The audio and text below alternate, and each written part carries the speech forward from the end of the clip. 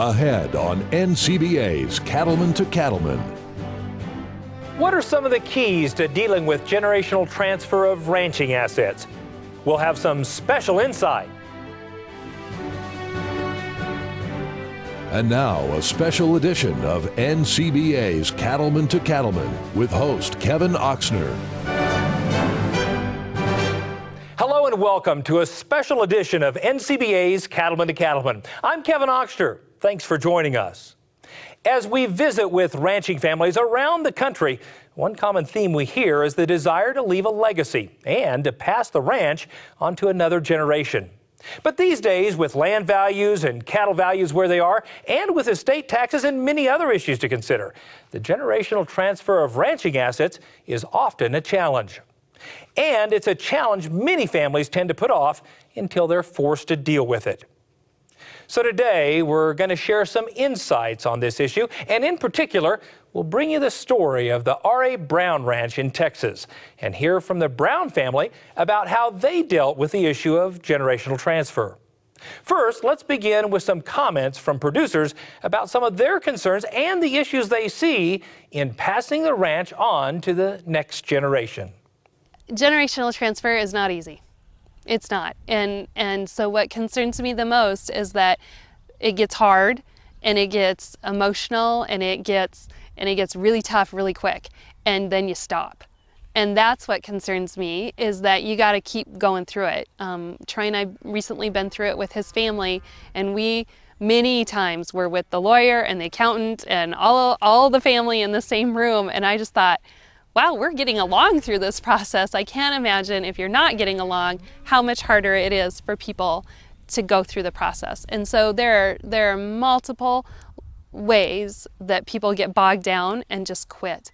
And that to me is the scariest part. You can't quit.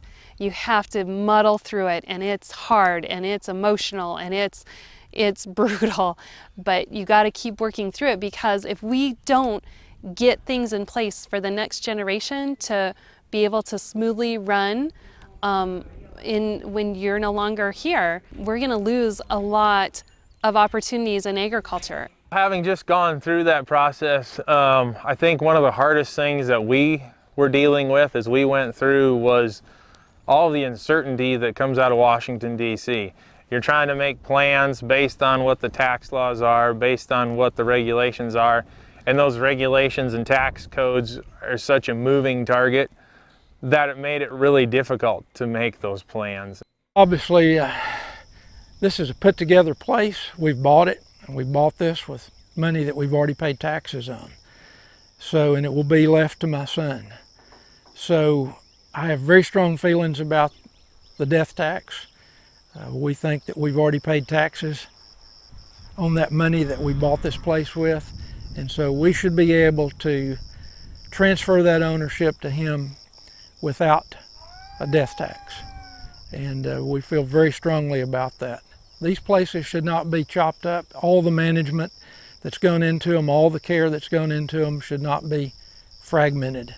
And fragmentation is a very big problem in Texas. We have 1,000 new people a day moving to the state. And obviously we could sell this place and be pretty well off and not have to worry about a lot of things, but that's not our desire, and we would like to leave it to our son, and we should be able to do that without being penalized.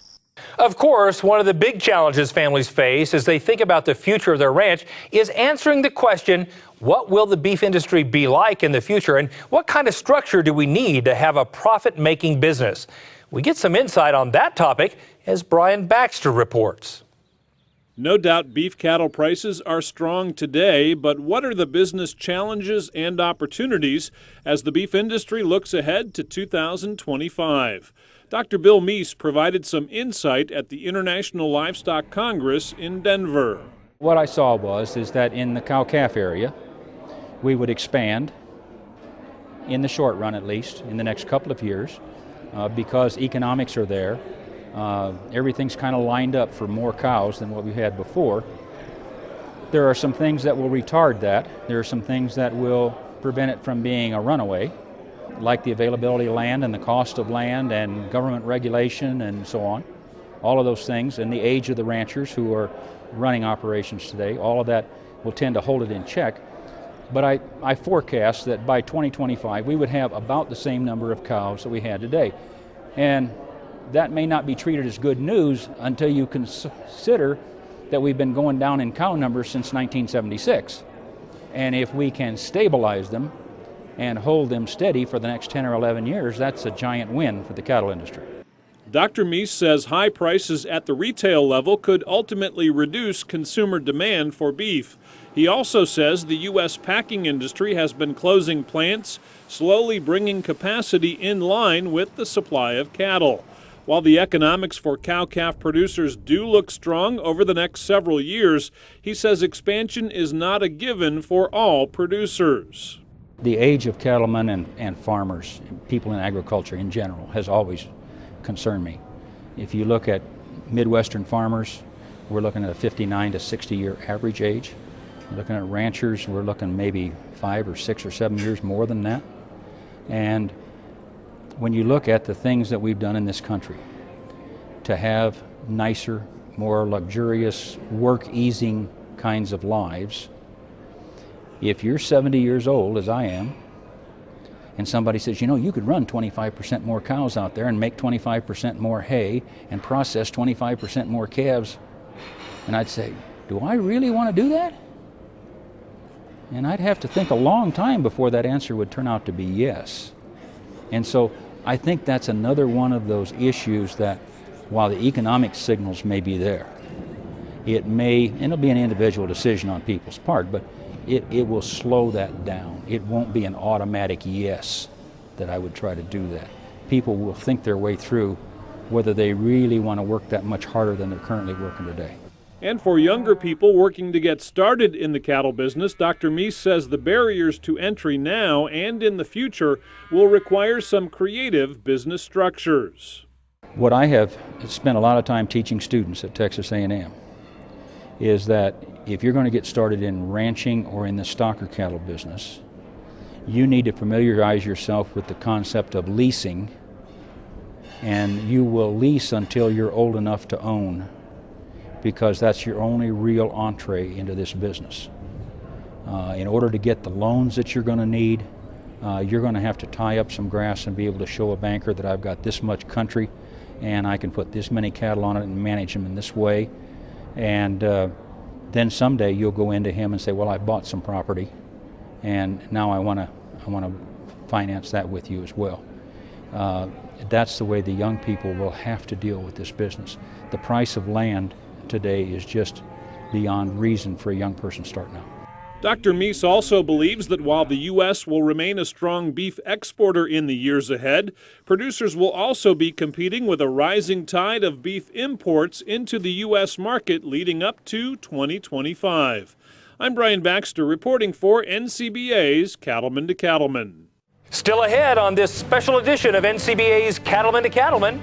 We just feel like the death tax is a very unfair tax. I've worked all my lifetime to buy my sister out and grow this ranch, and to give it up for taxes is not what's been my plan, and that's why we made the decision to divide it to the 4 children at this time. We'll sit down with members of the R.A. Brown Ranch to hear how they handled the challenge of passing the ranch to another generation. Stay with us. We'll be right back. You're watching NCBA's Cattlemen to Cattlemen on RFD TV. This isn't a job, it's a calling. Your hard work helps feed the world. Being linked to those who care for the land is our calling. For more than 175 years, John Deere has been a proud partner of the cattle business. That's why we bring you special NCBA member discounts, so you can get the right equipment, strong, rugged, versatile, and ready to work hard. Talk to your John Deere dealer to learn more about your NCBA member discounts. John Deere, committed to the land, committed to your success.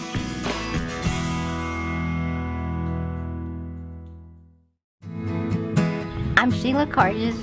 This is my husband Brock. We have 2 girls, Karina and Jessica. Both girls can pull cattle, doctor, process anything that we need them to do.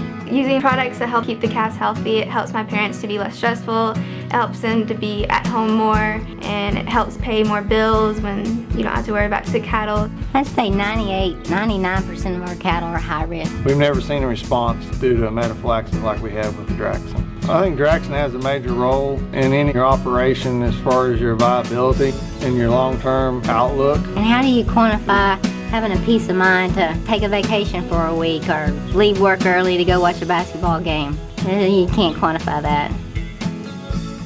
Important safety information for Draxxin. Draxxin has a pre-slaughter withdrawal time of 18 days. Do not use in dairy cattle 20 months of age or older.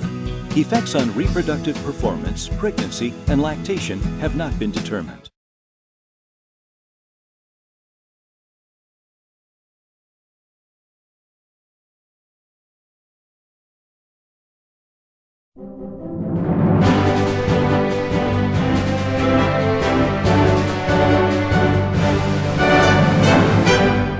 Welcome back.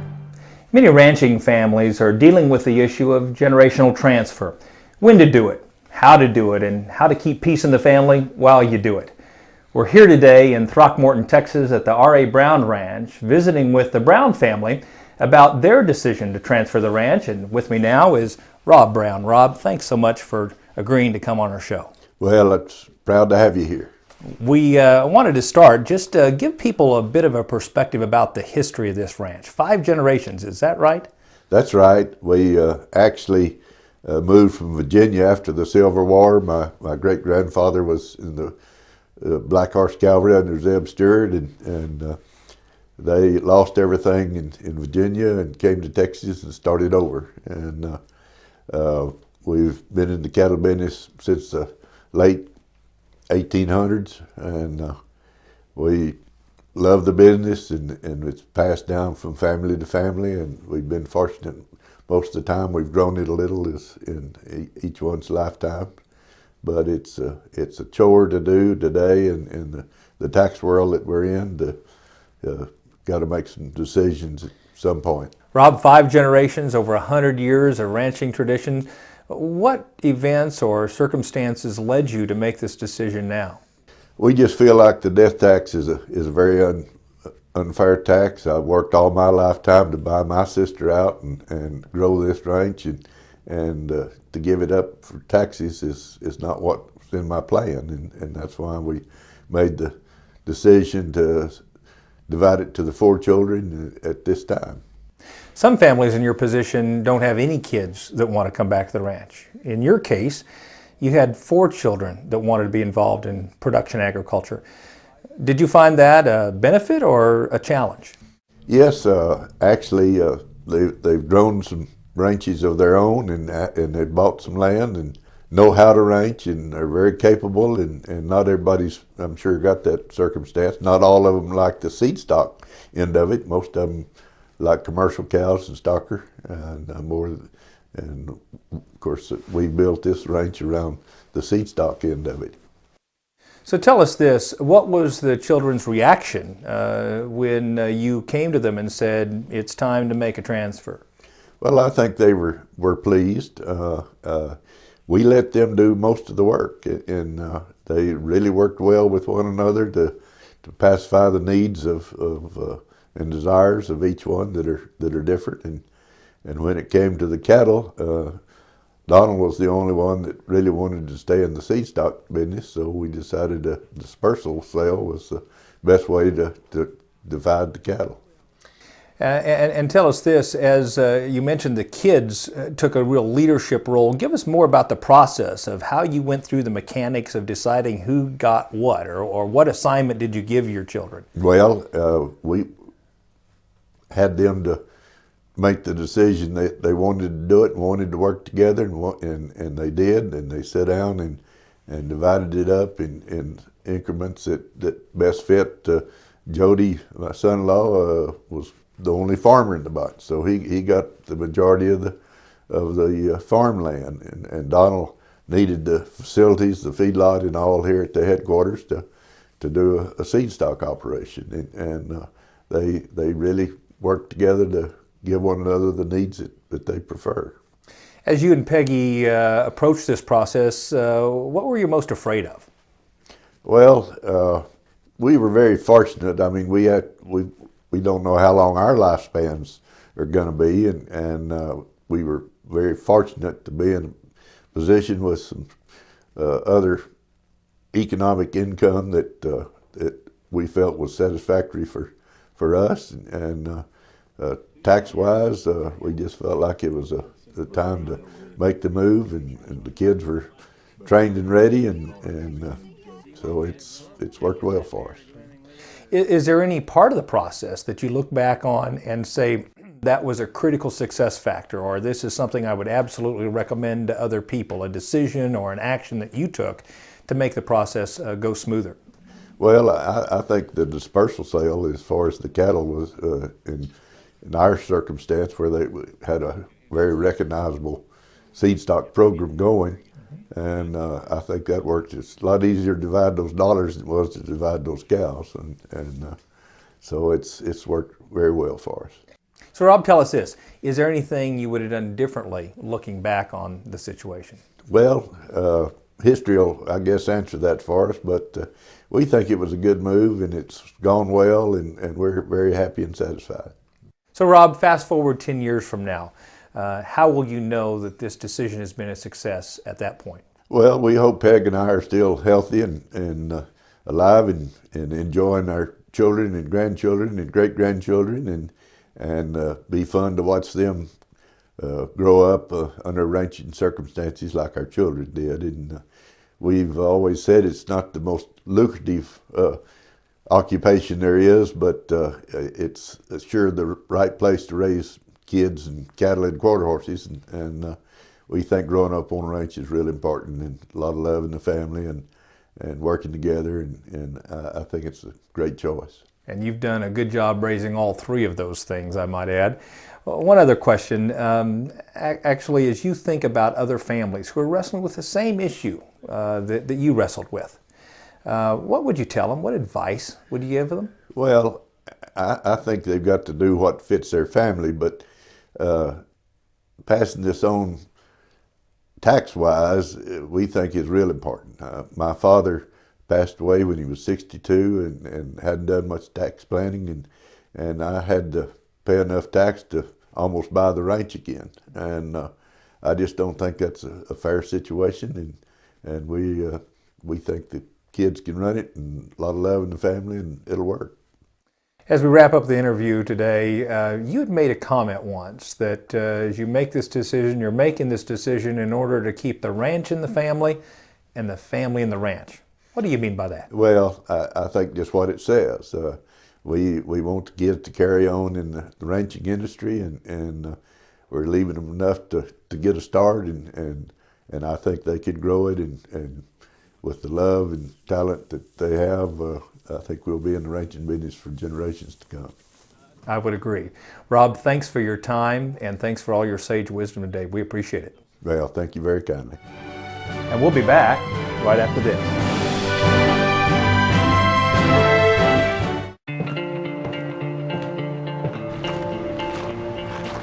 We don't sit idle, wondering how we're going to build a better truck.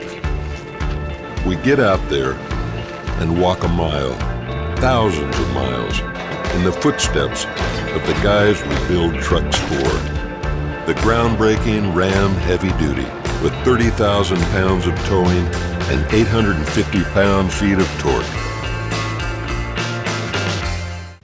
Join your fellow cattlemen in sizzling hot San Antonio for the 2015 Cattle Industry Annual Convention and NCBA Trade Show. It's the beef industry's biggest convention, and it's great for education, networking, and fun. Plus, you can check out the NCBA Trade Show for the latest technology. It's the 2015 Cattle Industry Annual Convention and NCBA Trade Show in sizzling hot San Antonio, Texas, February 4 through 7.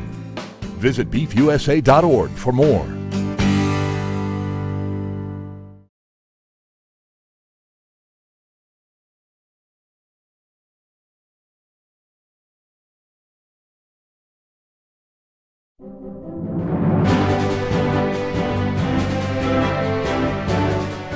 Welcome back. We're continuing our segment on generational transfer here at the R.A. Brown Ranch. And with me now is Donald Brown. Donald, thanks for spending a few minutes with us today. Absolutely, thank you. Well, the first question I have for you is, what was your immediate reaction after working all your life alongside all your brothers and sisters and family when Mom and Dad came and said, hey, it's time to split up the ranch? It was a surprise to me. You know, we had done some financial planning years ago with some of the land, but as far as dividing it out to the 4 kids, I was a bit surprised. So when your folks came to you and gave you the assignment to devise a plan for splitting up the ranch, how did you and your siblings approach that? Well, it was interesting. You know, Dad said, all right, we're going to divide up the ranch, and you know, you're more involved in the seed stock, so I think you'll get that, and Jody's more involved in the farm, and I think we'll give him that. And Mom said, no, wait just a minute. We're giving this to them. Let's let them decide. And so I thought it was great wisdom on Mom's behalf, and it worked out well. Now, you know, it was a bit challenging. Yeah, you know, to sit together and divide up a ranch that's been in the family now 5 generations. Yeah. But it was amazing, and it worked well, and we divided it up, and dividing the land was actually the easiest part. So as you and your siblings began that process, was it just you and your siblings involved, or did you involve the entire family? Mom and Dad just wanted the 4 of us kids in there to divide up the land, and so that's the way we did it. And you know, we met several times. We started each meeting with a prayer, and we analyzed the situation, and we didn't make it hastily. We would meet, we would wait, we would sleep on it. Mm-hmm. And you know, I think there's a lot of wisdom in that, and it all worked out very, very well. Donald, tell us this. What were some of the challenges as you and your siblings walked through this process? Well, you know, anytime you start talking about the end of someone's life and passing it on, it's not a comfortable discussion. But Mom and Dad started that conversation, which made it a whole lot easier for us. Mm-hmm. Thankfully, Mom and Dad are in excellent health, and you know, they just said, we want to pass this on now while we can enjoy, each of you enjoy and pursue your dreams with your families and use your gifts and talents and interests. And so we're blessed by that. I don't know what it's like to lose a parent. I can't imagine going through this process of dividing up the family business along with the emotional drain of a loss of a loved one. And so, you know, it's challenging, but I think it's so much easier to do it without that extra burden. Absolutely, without that burden, and being able to do it with clear mind, and Mom and Dad right there in case we need them to ask a question. To referee. That's right. So, you know, I think it's important. One of the things that, you know, Mom has always instilled in us in love, and that was very important as we went through this process. You know, I can still remember as a child 2 things. One, Mom teaching us about 1 Corinthians chapter 13. And that ends with, and these 3 things remain. But the greatest of these? Faith, hope, and love. But you're right, the greatest of these is love. Absolutely. And the other thing I was remembering just this morning as I pulled out of the ranch entrance and onto the highway is I remember all 4 of us kids in the vehicle on Sunday mornings headed to town. And every time when we would turn by the ranch sign, Dad would look around and he'd say, I sure love my family. And those words just echo in my mind. And so they taught that to us from an early age. And I think that helped us in this process of dividing it up and keeping peace in the family, because that was higher priority than who gets this or who gets that. I think my brother Rob A. had some really good wisdom. He said, you know, if any of us get exactly what we want, it's probably not fair. Donald, looking back on the process, is there anything you'd do differently? Looking back, I can't think of anything I would do differently. You know, for us, it just worked out great. We weren't rushed. Mom and Dad kind of gave us their plans that they were ready to start doing the process, but it wasn't a rushed situation. We were able to meet, even though not all of us live right here on the ranch. We would meet once a month and you know, discuss how we're going to divide this thing up, what we'll do with the land, what to do with the cattle, what to do with the minerals, all of those different things, and it worked out very well. I don't think I'd change a thing. Well, Donald, this is the Cattlemen and Cattlemen show, so I'd like to ask you a little bit about dividing the cattle. We discussed how you approached the land division, but dividing a set of registered seed stock that you've spent generations building is an emotional decision. Tell us about that. We did the land first, and that was easy. The cattle, I've been back here on the ranch for 20-something years, working side by side with Dad on the seed stock side. And that's my passion. That's Kelly and I's passion, is seed stock. My older siblings, my two sisters and my brother, they love commercial cattle, they love stocker cattle, and they're good at it. That's their passion. That's what they want to do. Seed stock's not really their interest. And so as we looked at doing the cattle, what are we going to do? We could divide them up 4 ways. But it's going to be hard with 4 different breeds and not equal numbers of breeds and different values of the cattle. How do we divide them up? Since my siblings were more interested in commercial cattle, we talked about it and decided, one, Mom and Dad have poured their whole life into the seed stock program. We've been raising seed stock cattle since the 1890s. Why don't we let their life legacy live on through these cows as registered seed stock to the industry and be a blessing to the industry? And with that, help the cattle bring great value for what their seed stock value would be worth. And then if some of the family wants to buy a few out of the sale, that's fine. And we were very transparent by that. And then, so our hope was the cattle would live on, the industry live on with those cattle, Mom and Dad's legacy live on through the cattle, and that our siblings would probably have more money in their pockets to buy commercial cattle to stock their part of the ranch. And it worked out very well. Tell us about some of the changes and some of the challenges from transitioning from a large multi-family operation to individual operators of your own ranch. There are a lot of things that I hadn't done here on the ranch. My sister Betsy had always done the accounting. And so now Kelly and I are like, oh my goodness, there's a lot we have to learn. and so that was one of the challenging things in that transition is, you know, we're downsizing, we don't have as many cattle, we don't have as, and yet here Kelly and I, we're still going to sell 600 bulls each October. And we're doing that with the help of our cooperator team and because Mom and Dad gave us enough lead time to do some planning where we could buy some commercial cows, put embryos from our best donor cows and rebuild the cow herd. Sure. And so it's worked out very well. So what are your plans for the future? Well, Kelly and I, we want to continue to be right here on the ranch in the house where we all grew up at our headquarters, keep having bull sales every fall. And well, I think as someone coined years ago, we want to keep raising cows, kids, and quarter horses.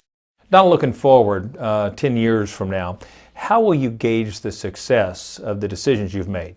10 years from now, success to me will be defined if all our families are still doing what we love to do and we still have peace in the family and we are a family. That to me is success. Thank you, Donald, for all your candor and your insight. I appreciate it. Thank you. And we'll be back right after this.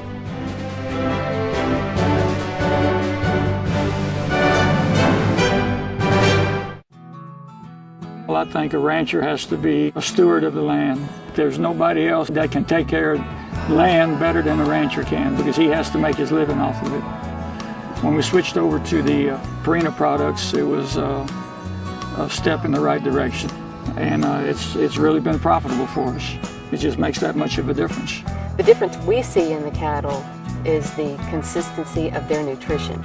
They don't go up and down drastically in weight. Every head on this ranch is fed the Purina Superlix 30.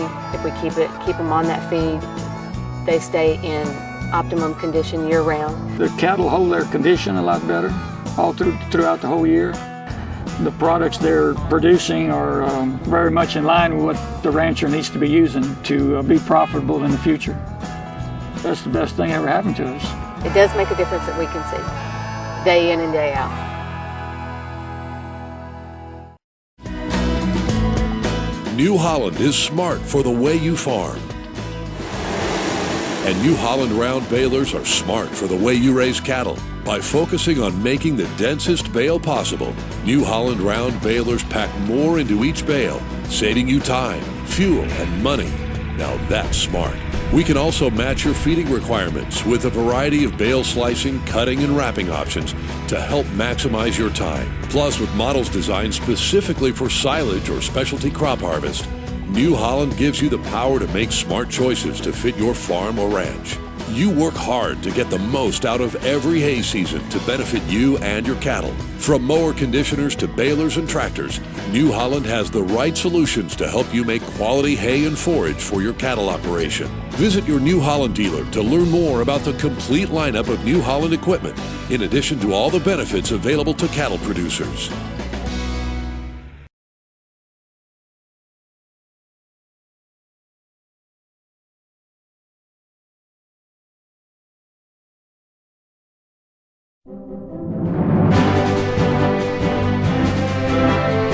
We're here at the R.A. Brown Ranch discussing the issue of generational transfer. And with me now is the third child in the Brown family, Marianne McCartney. Marianne, what was your initial reaction when your folks came to you and said, it's time to split up the ranch? Great surprise. I really never expected that to take place prior to someone's passing on. I realized that it, through some great planning and preparation, maybe even more than my parents, but the example that they had generations before them, there's just been beautiful generosity and giving in order to keep the operation in the family over many, many years. So I'm humbled, I'm excited. Our family's looking forward to seeing what we can do and keeping things intact. I know my father learned from his own experience when his father passed away and the death tax and so forth, and it taught them a great deal, and they're able to learn from that and now share in this beautiful way, this great opportunity with us kids. Marianne, what lessons did you and your brothers and sisters learn about keeping peace in the family throughout this whole process? Oh, I'd have to say great patience and deep love for one another.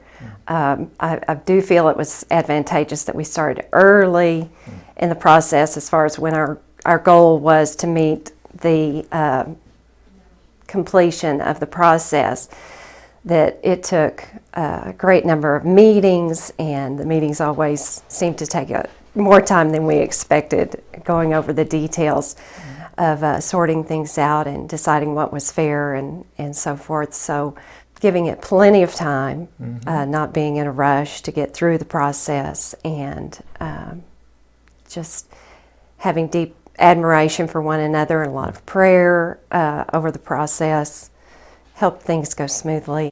So what do your kids think about this new adventure that you're beginning in your own operation? Oh, the kids are excited. Our children, we try real hard to teach a work ethic in this day and age, and I would have to say that's become a little bit easier.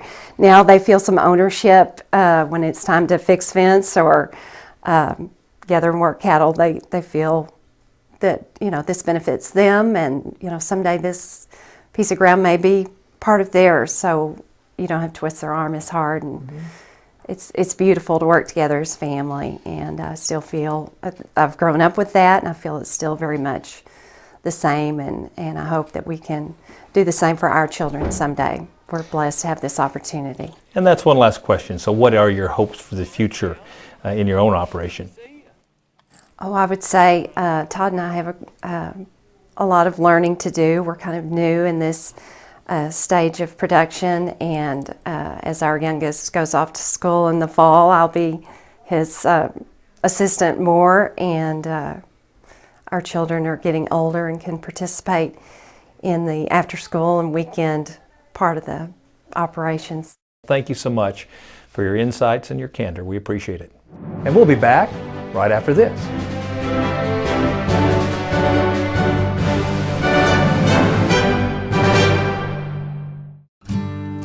We stand for what we believe in. We believe in you. It's more than a job. It's your way of life. Who you are, where you live, and what you do. The way you treat your cattle, your family, your employees, and your neighbors.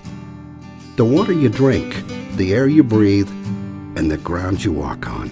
What you do every day gives families something to gather around every night. It's about doing what's right for your cattle, your land, your community, and your business.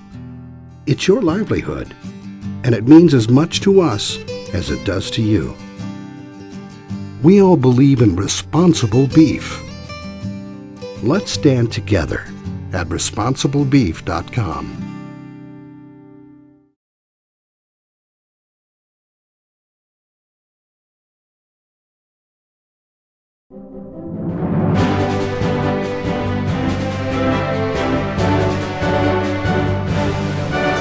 We're continuing our discussion on generational transfer here at the R.A. Brown Ranch, and with me now is the matriarch of the family, Peggy Brown.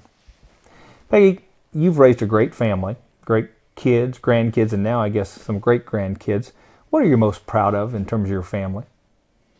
Oh, I'd say probably how close we all are. We're very blessed with a lot of love between the siblings and the grandchildren and now the little bitty ones.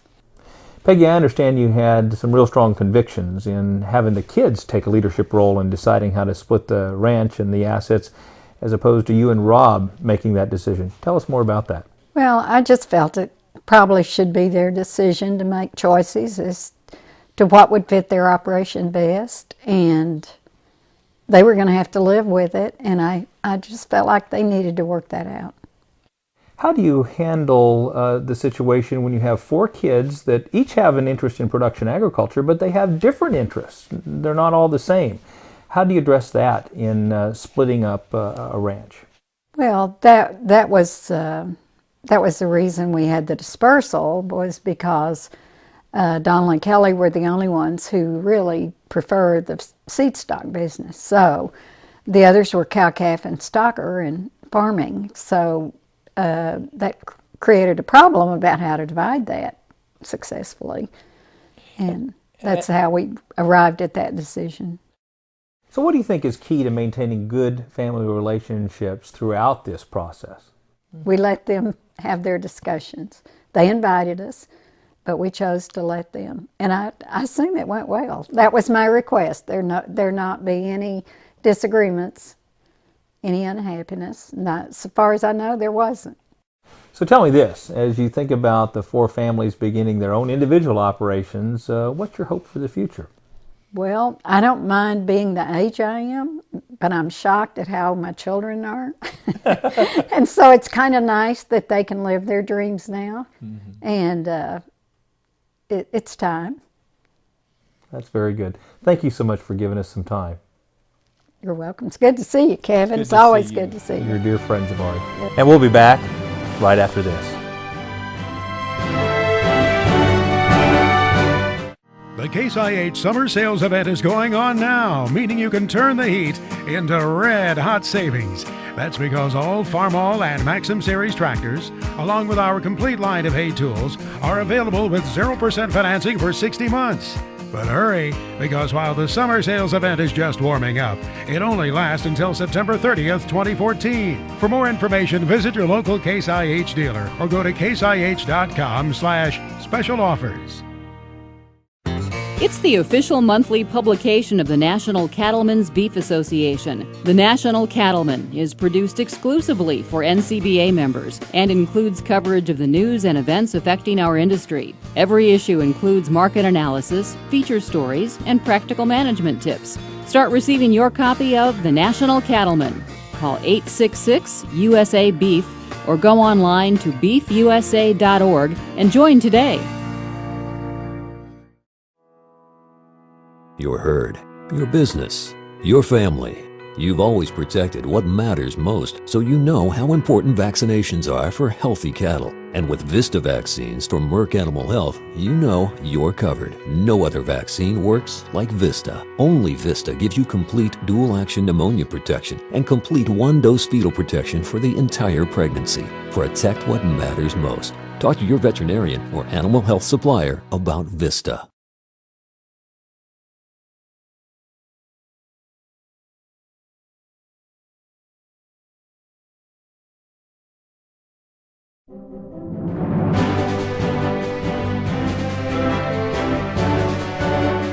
Welcome back. Today, we're focusing on the issue of transferring the ranch from one generation to the next. Of course, the first step is having another generation that is interested in coming back to be a part of the ranch and having enough of a business for everyone to make a living. We traveled to Wyoming to see firsthand how one family managed that, as Russell Nemitz reports. In southeastern Wyoming, just outside of Cheyenne, the Isley family owns and operates the King Ranch Company. Their diversified operation includes cow-calf, stocker cattle, custom haying, as well as a custom machinery business. The combination of multiple income sources allows the family operation to support 2 generations full-time back on the ranch. I couldn't be happier. This is a parent's dream. When you get along with the family, you can keep them close. Family operations are always a challenge because you raise strong, independent-minded family and you expect them, and then you kind of want them to fall in line. It doesn't work that way. But fortunately, we communicate wonderfully. Each of the family holds stock. They're all holders in the ranch and all have a working interest. 2 of my 3 adult children live here on the ranch and work with me, as does my wife. I think what is unique for our operation is how all 3 of us siblings have kind of gotten into something different, that we weren't discouraged to try something different. I love the cow-calf operation. My brother does the yearling and the backgrounding operation, and then my sister is kind of the in-between. She loves both, and she still comes back and helps with whatever she can and possibly do. So I think that that's encouraging to know that we all can still have an individual area that we can be proficient in, as well as help each other out. Parents have to be both mentors and partners. They have to figure out what the individual needs of that particular family member might be. Some of them have an interest in machinery and maybe they want to take over the farming or those cropping operations. Other ones might have talents or intuition on livestock, and maybe that's where their emphasis should be placed. Getting a good education is paramount. I think getting a background is important so you can relate and find out what some folks are doing. Sometimes other folks have already invented the wheel. You don't need to try to do it again by yourself. Well, I kind of joke about my education just a little bit because I went to school for 6 years and got a bachelor's and master's in agriculture business and agriculture economics, and then I come home to ranch. But I like to tell people that I did go to school exactly for what I wanted to do, and that was learning how to increase the operation, get a more efficient operation, and just make it a better opportunity for myself and my siblings, and making sure that my parents have a smooth transition to all 3 of us when they're ready to retire. The ranch's diversity allows each family member to focus on their passion, but also provides a chance to try new things. The Isley family members all agree that this freedom to expand creates ownership and satisfaction among each other. We have a lot of things happening around us. We have the city owns property. There's an oil field next to us. The wind farm is on our extreme border. And anytime we have the opportunity to do machine work for those people, we will. We'll excavate. We'll do water lines, pipelines, build a road, maybe even roustabout work if necessary, snow removal. We also do custom haying, and some of that we sell, some of it we do on a crop share basis. That adds to our ability to purchase newer, nicer machinery and not carry it all on the weight of the livestock. It makes it more comfortable and more fun for the family members who are involved in the operation. I like the diversity. I like the different things this place has been able to do, because if maybe feeding cows isn't your thing, or doctoring or playing vet and taking care of the sick animals isn't really your thing, you can work on machinery or you can work on farming. They do the construction business now. I have some interest in that, so I like that aspect of it. And if other operations can maybe learn from that and diversify a little bit, maybe they'll find their niche. There's something they really like. And just even going down into a niche specifically, maybe the ranch that you work at or your operation isn't working anymore. There's other things you can pursue, other things you can look into. The Isley family members all recognize that diversification is crucial to the success of their operation. Mark attributes his early success as a young producer to finding a specialty market, and he encourages young producers today to do the same. I think there's some great opportunities for young people. As we're watching operators continue to get older and older in this country, there are some opportunities for young people to step in. They have to be creative. They have to think outside of the box, if you'll excuse the cliche. Look for enterprises that might fit. niche markets that might fit. That's how I got my start with, was niche markets. No one did custom hay work in our part of the country, but it worked for me to get into the cattle business. We get to think outside the box here. If something doesn't work, we get to try something new and different. And maybe just the freedom of it it's cool. It's different, it's unique. Family members working together for a bigger thing than themselves. This operation has taught me that you can survive and you can adapt even with changes in the world. You can always expand it and make it better, make it easier. You don't have to always work harder, you can always work smarter. And that's what I think is important about this place. It's kind of taught some life lessons, and you still get to work with the family. Reporting from Wyoming, I'm Russell Nimitz for NCBA's Cattlemen to Cattlemen. Why not join the Isley family as members of NCBA? It's easy to do, and there are some outstanding member privileges and discounts. To find out more, visit the website beefusa.org. We'll visit with our good friend Baxter Black right after this. Stay with us. Tough trailers built for tough country. Big Ben Trailers manufactures a different kind of trailer, one that's built to put up with the rough conditions found on the ranch. Rugged build using heavy-gauge powder-coated steel and a 2x4 rectangle tube frame. There's a 1-inch gap between the side and floor, so there's no place for water or manure to accumulate and rust. Big Ben trailers are loaded with standard features: a lever-action hitch, a 3-foot escape gate, and a middle sorting gate, rhino lining along the front edges, and a receiver hitch to tow another trailer, chute, or other equipment. Tough and practical. That's Big Ben Trailers, designed and built by a working cattleman. You can rely on and trust Big Ben Trailers for their durability and convenient features. Reasonably priced for any rancher to afford. For a list of dealers and other design features, visit BigBenTrailers.com. Big Ben Trailers, built cattlemen tough. Hello, I'm Kevin Ochsner, host of NCBA's Cattlemen to Cattlemen. Each week, we travel the country to bring you the latest cattle industry news and information. Check us out at cattlementocattlemen.org or on Facebook and Twitter.